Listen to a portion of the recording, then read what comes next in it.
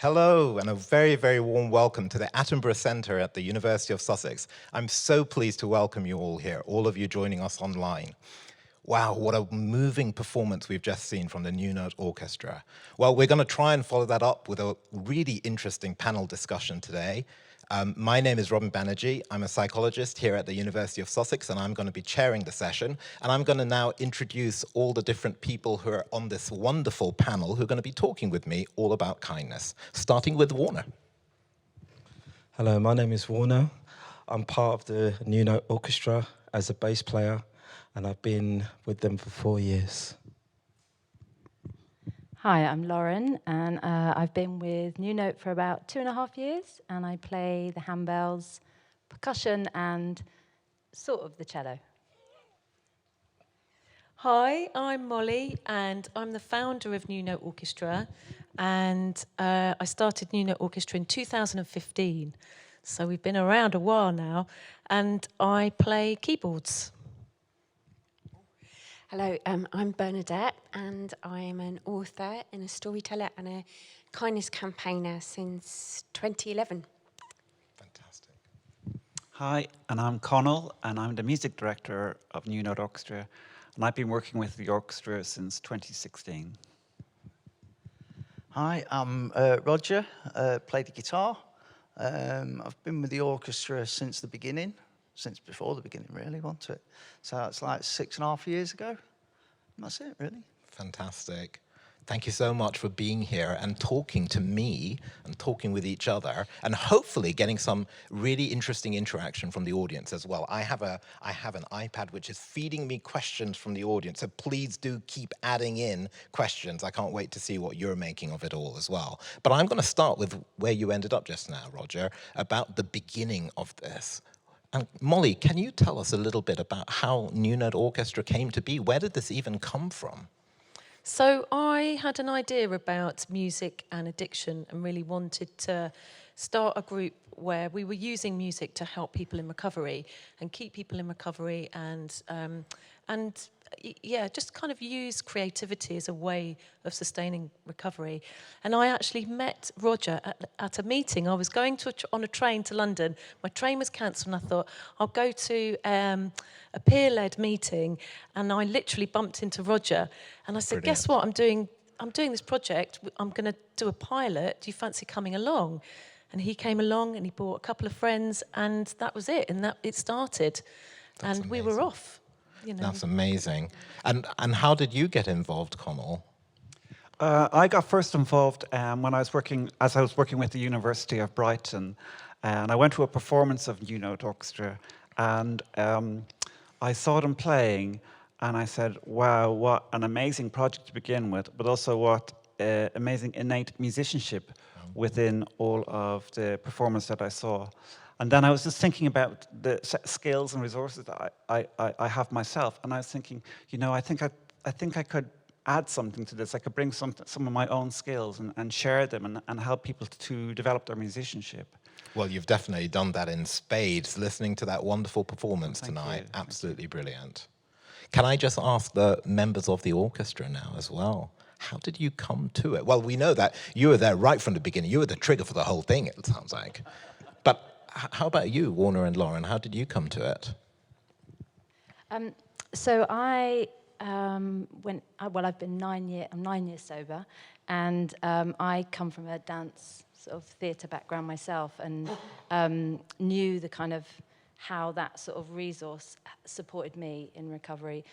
And I led groups a lot, but I kind of wanted to go and do something for myself where I could go and be a participant and not in a sort of kind of leadership role. So I went to see them at I think it was the Depot in Lewis, and actually when I was listening to them, I just saw lots of movement, and I was just really inspired and wanted to get up and dance. Oh. And then just went up to Molly and said, I never played an instrument, but you know, I've kind of got musicality, so that's why I said sort of the cello, because I just kind of pluck it and improvise. But yeah, it's been really, really amazing to just, Conall and Molly just encouraging me to just play and improvise. So That's so lovely. And to do it as part of a group as well, right? Yeah, and just, it becomes a family. It just becomes a kind of Wow. Yeah. That's so A lovely. place where people are really supportive and kind. Wow, that's so lovely. Warner, what about you? It's a bit funny, really.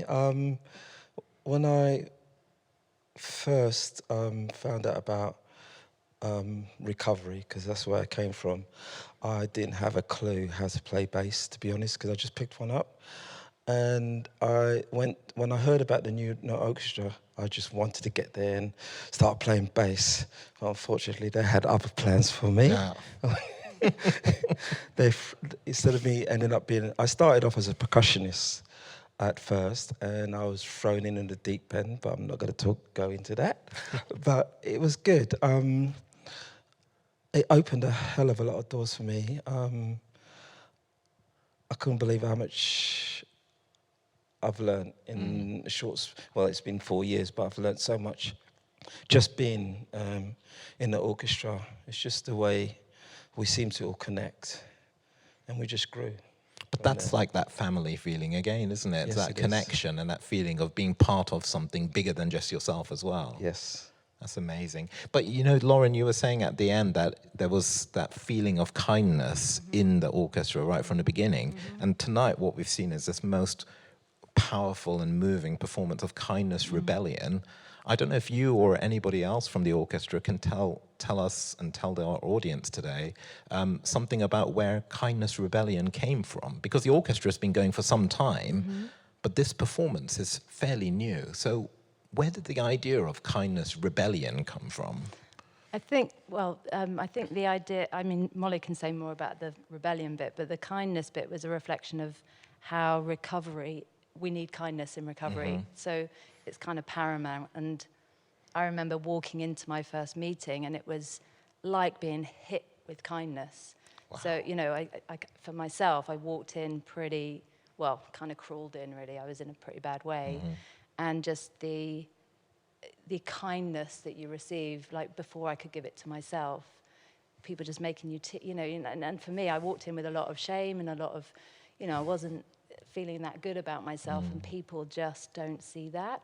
So it's an extraordinary experience, the kindness that you receive when you go into recovery. For me, it's personal. It's almost like seeing past what's on the surface. Absolutely. And just making that human connection. And people know, it's like people know, you walk in and people know where you've been or where you are, and that's all I can describe it. It was just like the kindness that you receive is until you can build it up for yourself, that's what you get.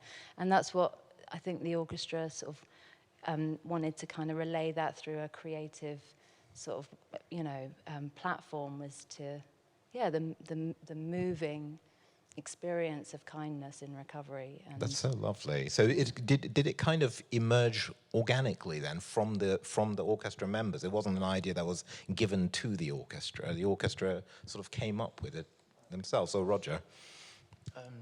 No, sorry, I was just about to say, well, it was Molly and Conall that came up with the actual, like what Lauren was just saying. I think, you can talk more.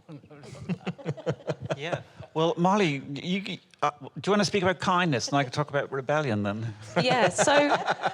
And that's the way it divides up, is it? To be honest, these guys have actually articulated it, and Lauren said. Yeah. The thing is that when you view people in recovery, you see people around in recovery, you experience kindness literally from the first moment you meet somebody in recovery. And, the thing about addiction and alcoholism, there's so much shame attached to it, and there's so many negative stereotypes for people who have been on that journey. And coming into recovery, it's a very different experience.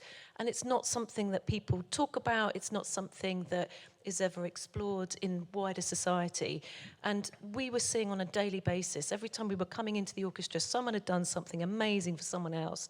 And it was just that grain of that idea. And I was also fascinated by what actually happens to you when you watch a kind act. You see someone doing something nice, it makes you feel good, even watching someone do something nice. And so there was a kind of interest around the sort of neuroscience of it. And we wanted to find out whether doing a kind act was like having a drink, or, taking drugs, and obviously we found out that it was the same it stuff gives was you that going warm on. glow. Yeah, That's it. and that was a Absolutely. really interesting idea. But the thing about recovery is that one of the Matt talks about it in one of the films, and he says you need a web of kindness to support you. And so we wanted that to be a celebration. We wanted to feel like people in recovery could own that, and they were experts at being kind. Wow. You know, so that's sort of how that's how the kind of idea came about. And then And the then the rebellion. Yeah. Well, yeah, because rebellion is about kicking back, and we're using kindness to kick back. And we're kicking back against the stigma that Molly mentioned, the social stigma that people with addiction often have to deal with. And also, what we do is that our performances and the celebration of recovery, which we do, is in itself it's a celebration, but it's a rebellion, because we're going into a very public arena and celebrating and making very visible that people in the orchestra are recovery, but they're achieving enormous things in their recovery. Yeah. So it's kind of counteracting and fighting against a lot of the kind of the low expectations that are often that people often meet, and the stigma that is associated with recovery. I really love that, Conall, because it's like it's a story of power, isn't it? It's actually kindness disrupting the kind of status quo and the normal expectations that people have, normal in quotes. That feeling of this is how the world is, and you think actually we can do something quite disruptive through kindness in a positive way. Yeah, I think a lot of people wouldn't understand that addicts, alcoholics, people that have been arrested, lived on streets, a lot of people consider them quite unfriendly characters. I don't think they'd realise how much kindness that we give each other. The support that we give each other, 100%. Really, we look after each other. We really help each other. Whereas in other areas we haven't received help. Yeah. So it's kind of noticing it as well, isn't it? Yeah, definitely. Well, do you know what? I'm going to take this opportunity to turn to Bernadette, because Bernadette, as a kindness campaigner, you've collected an enormous quantity of really magical stories of kindness, haven't you? How did that journey begin? Where did this idea of collecting stories of kindness come from? So it's beautiful to hear what everyone's been saying, actually. So it was almost 10 years ago now, so back in August of 2011, in response to the killing of Mark Duggan and the riots that followed after that, and the sort of media response to the riots, which was very unpleasant and was racist and anti-poor and anti-young people, etc. I was despairing. I felt completely overwhelmed and despairing of the world. And I was overwhelmed by the negative stories, the sort of people aren't any good, they don't look after each other, the world's full of badness, and the enormity of the problems. What was I going to do as a person with no power or no influence going to do? So I just impulsively decided to try and do an act of kindness every single day, initially for a year, to see if kindness could change the world. And it was pretty ramshackle. I didn't really have much of a plan. But as I've heard everybody say, what happened was, when I noticed kindness and I saw that the world actually is full of people being kind with each other, and often actually those are sometimes the people who other people might not expect kindness from, that being kind immediately replays you in a sort of helper's highway, which you all know all about. Yeah. And also that there are the version of the world that we're told and the version of human beings that we're told, the narrative, the common narrative, is not the only story. And actually the world, I really believe, because I've seen it, the world is run on love. It's fueled by love. It's fueled by kindness. That's the glue that keeps us all together. And actually recently with COVID, we've really seen it, right? It's been undeniable, with people volunteering to help with the NHS, with people taking groceries around to their neighbours, WhatsApp neighbourly groups. And so I just sort of collected these stories, and that what I love about this orchestra, and I'm really humbled to be in everybody's company, is that here is the different story that we need to hear, these beautiful stories of community and kindness and camaraderie, and also amazing music and creativity. Absolutely. And hearing those stories is really important, so we don't have just one version of how the world is, or just one version of how people are, so that we can come back to hope, and so that we can believe that kindness can change the world, because it does, right? Absolutely. It's that transformative potential, isn't it? Yeah. And one of the things that comes through from research again and again is that kindness has benefits not just for the people who are receiving it. It's good for all of us, good for those of us who are giving kindness as well. Yeah. You get those well-being benefits. So it kind of goes round in circles, doesn't it? And you've got that lovely contagion effect as you see the kindness boosting the well-being for the whole community as well. Does that resonate with the other people here? Does it feel like kindness grows in that way? We were having a conversation earlier on about how sometimes you've got to flex that kindness muscle, that it doesn't necessarily come straight away. It's like, and I think, Warner, we were talking, weren't we, about Warner was homeless, and when he was homeless, he found it really difficult to be kind and receive kindness. And then, do you want to say a few words about that?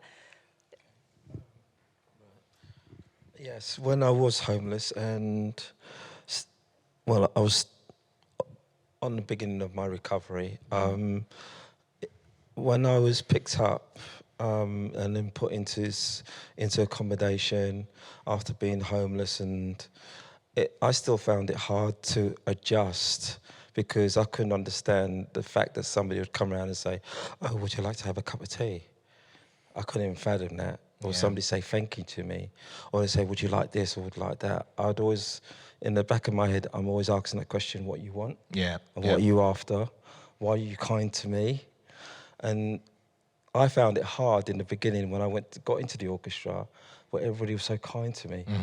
I just, It's like you were puzzling about why is this happening? why? Because I couldn't fathom how. Well, I couldn't really accept, because the world I came, there was no such thing as far as I was concerned as kindness. So it's kind of like being reminded of the kindness that does exist, and to know that it's there in the world. Even that's a big step, isn't it? well, that's a total different world. As far as I was concerned, it's a total different world. I couldn't even fathom how is that possible, because as far as I'm concerned, the world was evil, and I was evil too. And that's how I remained until... But I mean, that's one of the fascinating things about kindness, that when you think about what the research tells us on kindness as well, we all know that there's this kind of the being nice, the helpful behavior, saying something nice, giving something to someone.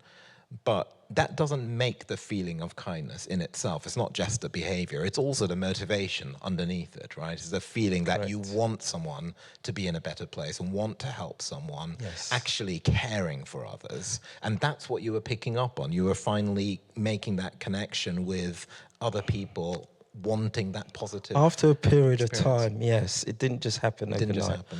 Over a period of time, I started to realise there's another side to a coin. You know, I flip over the coin and I thought, wow, is this possible?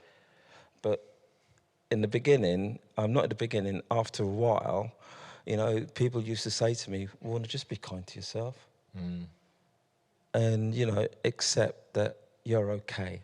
Yeah. It is okay to be kind. It's okay to be nice. It's okay to say thank you. It's okay. And after a period of time, it slowly sunk in. And the beauty is, I could turn around to say to somebody, "It's okay."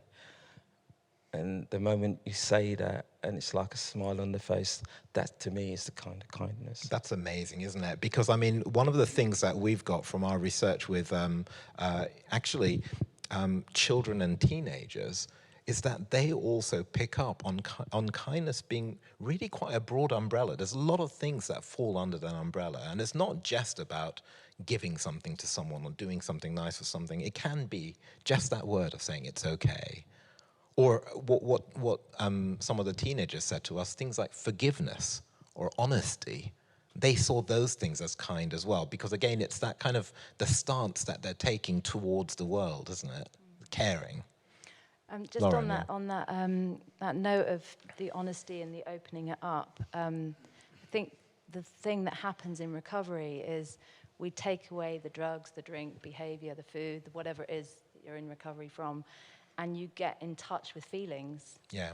You get in touch with a feeling of wanting to be honest, or wanting to, tune in to what it is that you need. And when you start meeting your own needs, then you can start to be kinder to yourself and to other people. And so I think there's that time when you're not numbing, No.